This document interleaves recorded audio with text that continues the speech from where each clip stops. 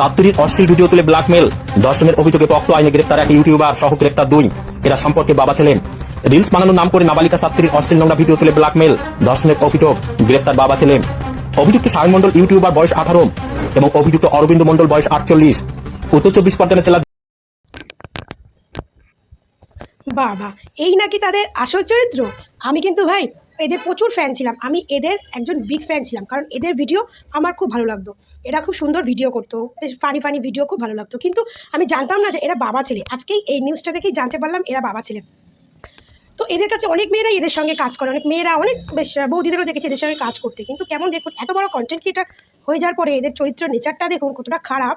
এরা একটা মেয়েকে, একটা মানে এই ছেলের বয়সও 18 বছর হয়েছে আর কি, এখনো কমপ্লিট হয়নি, একটা মেয়েকে রিলস ভিডিও বানানোর লোভ দেখিয়ে তাকে ধর্ষণ করছে। ছি, এইটা নাকি এদের মানে কন্টেন্ট। এরা কন্টেন্ট, এদের মিলিয়ন ফলোয়ার্স, মিলিয়ন সাবস্ক্রাইবার, এদের মিলিয়ন ফলোয়ার্স, মিলিয়ন সাবস্ক্রাইবার, কিন্তু এদের চরিত্রটা দেখুন। এত বড় কন্টেন্ট ক্রিয়েটার হয়েও এদের চরিত্রটা দেখুন।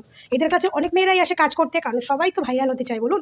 সবাই চায় একটু পরিচিত মুখের সঙ্গে ভিডিও করলে, পরিচিত মুখের সঙ্গে কাজ করলে আমরাও ভাইরাল হব, সেই হিসাবে আসে কাজ করতে। অল্প বয়সী মেয়েরা ওদের একটু বেশি আগ্রহী থাকে, তো সেই হিসাবে এসছে কাজ করতে, আর সেই সুযোগে বাবাটা মেয়েটার সঙ্গে নাকি এরকম নোংরামি করেছে। তো জানি না এটা কতটা সত্য কতটা মিথ্যা, সেটা আমি অতটা জানি না, কিন্তু যখন ঘটনাটা যখন থানা অবধি, পুলিশ অবধি পৌঁছেছে, তাহলে তো এর মধ্যে কিছু না কিছু সত্যতা আছেই। হয়তো কম বা বেশি থাকতে পারে, কিন্তু কিছু না কিছু সত্যতা আছেই। তো যতটুকু জেনেছি তোমাদেরকে শেয়ার করলাম। বিখ্যাত বড় কন্টেন্ট ক্রিয়েটারের আজকে এই অবস্থা।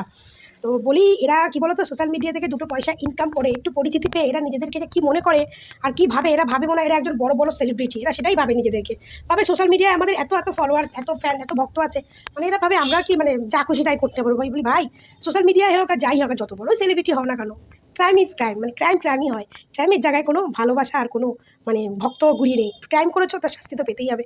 যদি সত্যি কিছু করে থাকো, তার শাস্তি অবশ্যই পাবে। তো আমি এদের একজন বড় ভক্ত ছিলাম, এদের ভিডিও আমি খুব দেখতাম, এই জন্য আমার একটু শুনে খারাপ লাগলো, আর আমি জানতাম না এরা বাবা ছেলে।